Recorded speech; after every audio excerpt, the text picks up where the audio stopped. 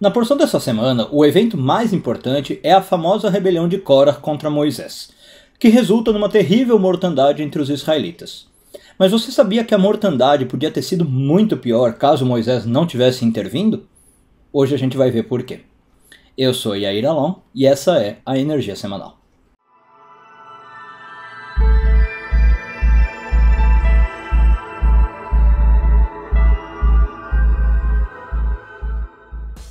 Córah é retratado na tradição como um indivíduo singular. Ele era rico, inteligente, poderoso, de uma linhagem importante, ele era da tribo dos levitas. Era um homem a quem talvez pouca coisa faltasse. Sabe aquelas pessoas para quem a vida realmente sorriu? Por razões que não vêm ao caso agora e que não são muito estabelecidas, são debatidas pelos comentaristas, Córah ficou bravo com algumas atitudes de Moisés e resolveu enfrentá-lo. Mas ele não fez isso sozinho. Usando a sua inteligência, ele arrebanhou algumas pessoas para a sua causa. E no final a gente sabe que tinha um grupinho de 250 pessoas contra Moisés. E os sábios dizem que Córah tinha o poder da oratória. Ele era realmente convincente nos argumentos, né? E por isso que ele conseguiu juntar esses seguidores. Bom, e daqui que Córah também entrou então para a história como exemplo de como um indivíduo sozinho pode ter o poder de incitar os outros, né, para bem ou para mal, e como pode ser poderosa a influência de uma pessoa sobre as demais. Bom, pois bem, por causa da incitação de Córah, o Midrash conta que na manhã seguinte, né, ele passou levantando algumas pessoas, na manhã seguinte o povo inteiro seguiu ele até a entrada do santuário, e quando ele, com os 250 seguidores, começaram a falar contra Moisés, o povo inteiro de Israel estava presente. Como o discurso de Córah era extremamente sensato e parecia até para bem, né, como ele era extremamente convincente, o Midrash conta que nenhum dos presentes ousou levantar a voz em protesto, né, falar que o Córah estava falando errado ou alguma coisa não adequada.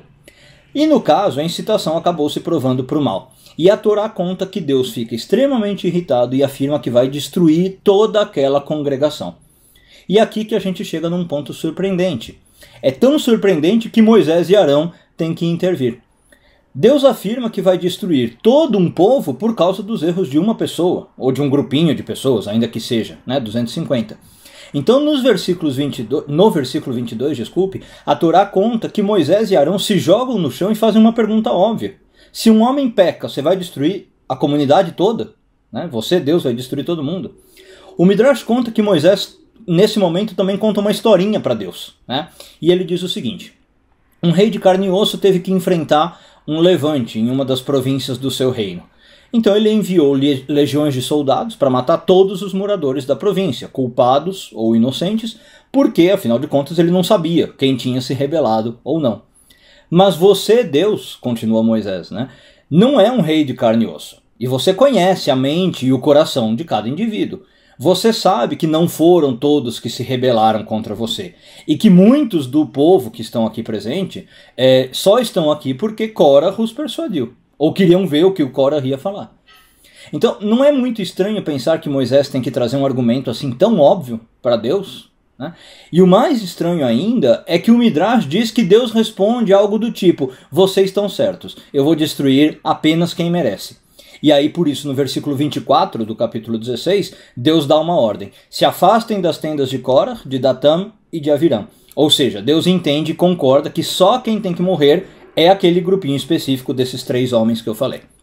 E suas famílias, né? Bom, o que está acontecendo aqui então? Voltando à pergunta que eu fiz. Não é estranho que Moisés tenha que apresentar um argumento tão lógico para Deus? Não é óbvio que uma congregação toda não pode morrer pelo erro de uns poucos? Vamos tentar entender.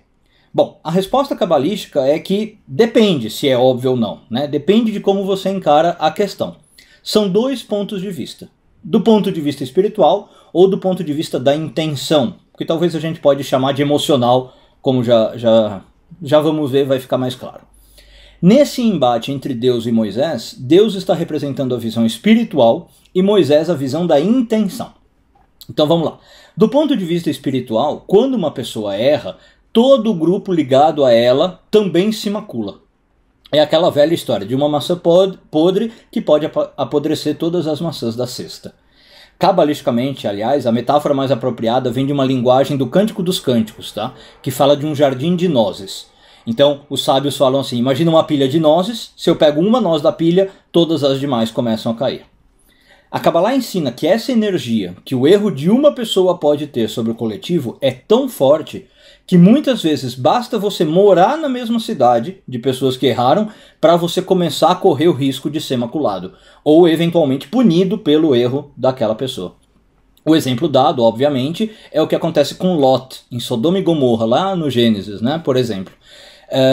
Aliás, que é uma história com paralelos aqui, né? Por quê? Porque na história de Sodoma e Gomorra a gente vê que Abraão intervém mais ou menos do mesmo jeito que Moisés, pedindo para que Deus não destrua a cidade toda em nome de talvez alguns pecadores. Bom, então Deus está olhando desse ponto de vista, né? Do efeito espiritual que realmente se espalha de um indivíduo para o todo. Mas Moisés, como Abraão, lá em Sodoma e Gomorra, está olhando para a intenção.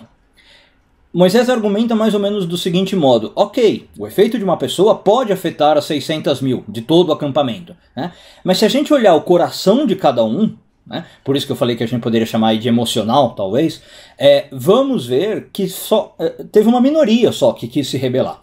A maioria recebeu essa energia negativa do Korah de um modo passivo, apenas porque isso é uma lei espiritual. Mas eles não fizeram nada ativa e proativamente para merecer a punição. Só aconteceu deles estarem ali no grupo. Por isso que Moisés usa a historinha, né? Ele coloca que um jeito baixo de agir, o jeito de um rei de carne e osso, seria aplicada a lei da maneira inflexível. Uma província se rebelou, eu trato o problema como coletivo, não como individual, e mato todo mundo. Esse é o perigo das famosas generalizações, aliás, né? Quando a gente precisa julgar só pelo mundo externo, fica difícil saber quem se rebelou ou não. Eu ponho todo mundo no mesmo saco. Mas o modo elevado de agir é aplicar a lei apenas para quem ela cabe, analisando caso a caso. É não tratar o individual como coletivo, ainda que do ponto de vista espiritual realmente seja isso que acontece, tá? Porque nós somos todos membros de um mesmo corpo, diz a Kabbalah.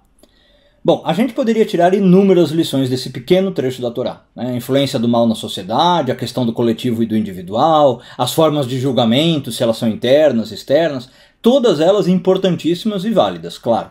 Mas acho que o mais importante aqui é entender onde eu me encontro em todas essas posições que eu tentei mostrar. No embate Moisés e Korah, qual deles eu sou? Ou até melhor dizendo, porque a gente geralmente não é igual em todos os cenários da vida, né? Quando que eu ajo como Moisés, quando que eu ajo como Korah?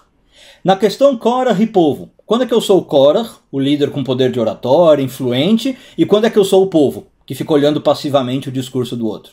E na questão Deus e Moisés também, né? Quando é que eu estou julgando como Deus, de maneira rígida, severa, a lei, somente a lei, e quando eu tento olhar as motivações por trás? Quando é que eu estou tentando julgar como Moisés?